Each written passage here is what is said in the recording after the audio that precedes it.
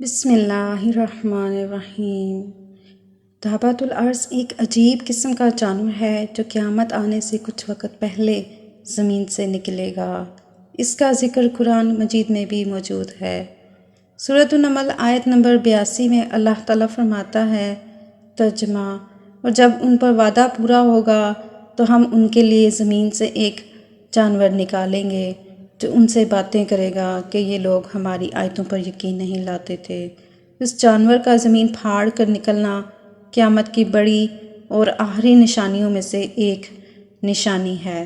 اس عجیب ترین جانور کا حدیث مبارکہ میں جصاصہ کے نام سے ذکر آیا ہے۔ دابۃ الارض کی قد و قامت اور مقام عروج کے متعلق تفصیلات مختلف روایات میں بھی موجود ہیں۔ حضرت حذیفہ رضی اللہ عنہ سے روایت ہے کہ رسول اللہ صلی اللہ علیہ وسلم نے فرمایا کہ قیامت اس وقت تک قائم نہ ہوگی جب تک تم اس سے پہلے 10 نشانیاں نہ دیکھ لو۔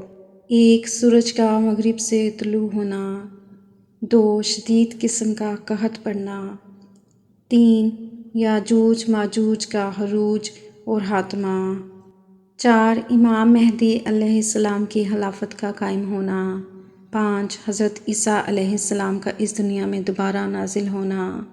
6 دجال کا عروج اور فتنہ دجال کے بعد اس کا قتل ہونا۔ 7 دابۃ الارض کا زمین سے نکلنا۔ 8 ایک ساتھ 3 سورج گرہن لگنا، پہلا مغرب میں، دوسرا مشرق میں، تیسرا جزیرۃ العرب میں۔ 9 علم کو اٹھا لیا جائے، زلزلوں کی کثرت ہوگی، تمام فتنے ظاہر ہو جائیں گے، قتل و غارت حد سے تجاوز کرنے لگے گا اور مال کی اس قدر کثرت ہوگی کہ کوئی زکوٰۃ لینے والا نہ ہوگا۔ 10 ایک بڑی آگ کا نکلنا جو حجاز سے نکلے گی اور سب لوگوں کو ہنکا کر میدان حشر کی طرف لے آئے گی۔ جس مقام پر لوگ رات گزارنے کے لیے ٹھہریں گے، یہ آگ بھی وہیں ٹھہر جائے گی، ان کو آگے لے چلے گی۔ مولا علی نے فرمایا کہ دابۃ الارض لوگوں سے خطاب اور کلام کرے گا جس طرح عام انسان کلام کرتے ہیں۔ لفظ دابت میں اس جانور کے عجیب الحرکت ہونے کی طرف بھی اشارہ ہے۔ یہ جانور عام جانوروں کی طرح پیدا نہیں ہوگا بلکہ اچانک زمین سے نکلے گا۔ دابۃ الارض کا عروج قیامت کی بالکل آخری علامات میں سے ایک ہوگا، جس کے بعد بہت جلد قیامت آ جائے گی۔ ابن کثیر نے بحوالہ ابو داؤد طلحہ بن عمر رضی اللہ تعالیٰ عنہ سے ایک طویل حدیث میں روایت کیا ہے کہ دابۃ الارض مکہ مکرمہ میں کوہ صفا سے نکلے گا اور اپنے سر سے مٹی جھاڑتا ہوا مسجد حرام میں حجر اسود اور مقام ابراہیم کے درمیان پہنچ جائے گا۔ لوگ اس کو دیکھ کر بھاگنے لگیں گے، ایک جماعت باقی رہ جائے گی، یہ دابت ان کے چہروں کو ستاروں کی طرح روشن کر دے گا۔ اس کے بعد یہ جانور زمین کی طرف نکلے گا اور ہر کافر کے چہرے پر کفر کا نشان لگا دے گا، کوئی اس کی پکڑ سے بھاگ نہ سکے گا، یہ ہر مومن و کافر کو پہچان سکے گا۔ عبداللہ بن عمر رضی اللہ تعالیٰ عنہ سے روایت ہے کہ میں نے رسول اللہ صلی اللہ علیہ وسلم سے ایک حدیث سنی تھی جس کو میں کبھی نہیں بھولتا۔ رسول اللہ صلی اللہ علیہ وسلم نے فرمایا کہ قیامت کی آخری علامات میں سب سے پہلے سورج مغرب کی جانب سے نکلے گا اور بلند ہونے کے بعد دابۃ الارض بھی زمین سے باہر نکل آئے گا۔ ان دونوں علامتوں میں سے جو بھی پہلے پوری ہو جائے اس کے فوراً بعد قیامت آ جائے گی۔ شیخ جلال الدین محلی رحمۃ اللہ علیہ نے فرمایا کہ عروج دابۃ الارض کے وقت امر بالمعروف اور نہی عن المنکر کے احکام منقطع ہو جائیں گے، اس کے بعد کوئی کافر اسلام قبول نہ کر سکے گا، یعنی اللہ تعالیٰ کی طرف سے عطا کردہ مہلت ختم ہو جائے گی، توبہ کے دروازے بند کر دیے جائیں گے۔ ابن کثیر رحمۃ اللہ علیہ نے دابۃ الارض کی ہیبت اور کیفیات و حالات کے متعلق مختلف روایات نقل کی ہیں، جن میں سے کچھ سند کے اعتبار سے کمزور ضرور ہیں، لیکن جتنی بات قرآن کریم کی آیات مبارکہ اور احادیث سے صحیح سے ثابت ہے کہ دابۃ الارض عجیب الحرکت جانور ہوگا۔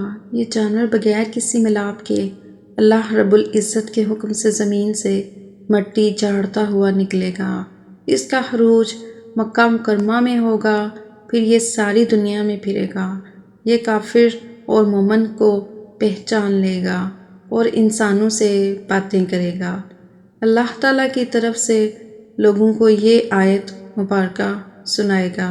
ان الناس کانوا بآیاتنا لا یوقنون۔ بہت سے لوگ آج سے پہلے ہماری آیتوں پر یقین نہ رکھتے تھے۔ دابۃ الارض کے کلام کا مطلب یہ ہوگا کہ اب وہ وقت آ گیا ہے کہ ان سب کافروں کو یقین ہو جائے گا کہ ہم نے حقیقی خدا کو پہچاننے اور اس کی بندگی کرنے کے بجائے جھوٹے خداؤں پر یقین کیا تھا۔ ان کو شدید پچھتاوا ہوگا، مگر اس وقت کا پچھتانا اور حقیقی خدا پر یقین کر لینا ان کے کسی کام نہیں آئے گا۔ دوستو، ہمارے پیارے آقا نبی کریم صلی اللہ علیہ وسلم نے قیامت کے قریب آنے کی بہت سی نشانیاں بیان فرمائی ہیں۔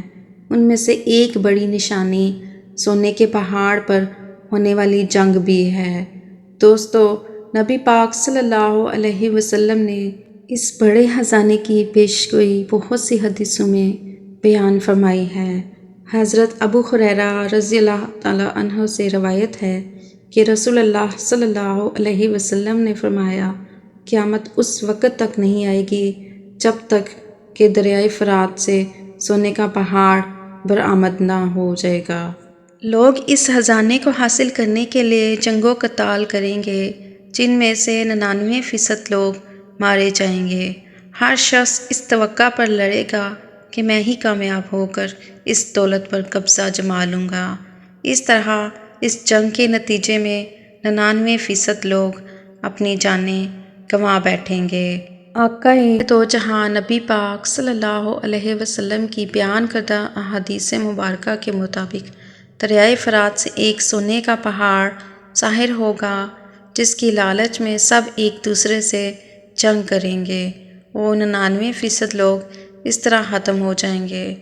باقی بچ جانے والے 1% لوگ ایمان والے ہوں گے، اور اس وقت دین اپنی پہلی حالت میں آ جائے گا، جیسا کہ نبی پاک صلی اللہ علیہ وسلم کی مبارک زندگی میں تھا۔ اور وہ زمانہ حضرت امام مہدی علیہ السلام کی خلافت کا ہوگا۔ دوستو، دریائے فرات کوہ ارارات کی برف پوش چوٹیوں سے نکلتا ہے۔ یہ وہی پہاڑی سلسلہ ہے جہاں طوفان نوح کے بعد حضرت نوح علیہ السلام کی کشتی آ کر رکی تھی۔ اس دریا کو عبرانی زبان میں فرات اور عربی میں الفرات کہتے ہیں۔ یہ دریا ترکی سے گزرتا ہوا عرفہ کے شہر کے پاس سے شام میں داخل ہوتا ہے۔ عرفہ وہ شہر ہے جہاں حضرت ابراہیم علیہ السلام کو نمرود نے آگ میں پھینکا تھا، مگر اللہ رب العزت کے حکم سے یہ آگ سرد ہو گئی تھی۔ آج بھی اس پہاڑی پر وہی دو ستون موجود ہیں جن سے ایک بڑی گلیل کو باندھا گیا تھا اور پھر اس کے ذریعے حضرت ابراہیم علیہ السلام کو جلائی کی آگ میں اچھال کر پھینکا گیا تھا۔ دوستو، اس آگ والی جگہ پر آج ایک خوبصورت تالاب موجود ہے جس میں رنگ برنگی مچھلیاں تیرتی ہوئی دکھائی دیتی ہیں۔ یہ دریا جرابلس کے شہر کے پاس سے گزرتا ہوا ایک بڑے صحرانما میدان میں داخل ہوتا ہے جہاں احماق اور دابق کے مقامات ہیں۔ اسی طرح صحرا میں نبی پاک صلی اللہ علیہ وسلم نے اس بڑی جنگ کی پیشگوئی فرمائی ہے جس میں اہل روم یعنی کہ یورپ والے 80 جنگجو دلے ایک ہو کر لڑنے آئیں گے۔ ان کے ہر جھنڈے تلے 12,000 سپاہی ہوں گے، یعنی 9,80,000 سپاہی ایک ساتھ جنگ کریں گے۔ کسی جنگ میں آج تک بیک وقت اتنی تعداد میں سپاہی شامل نہیں ہوئے۔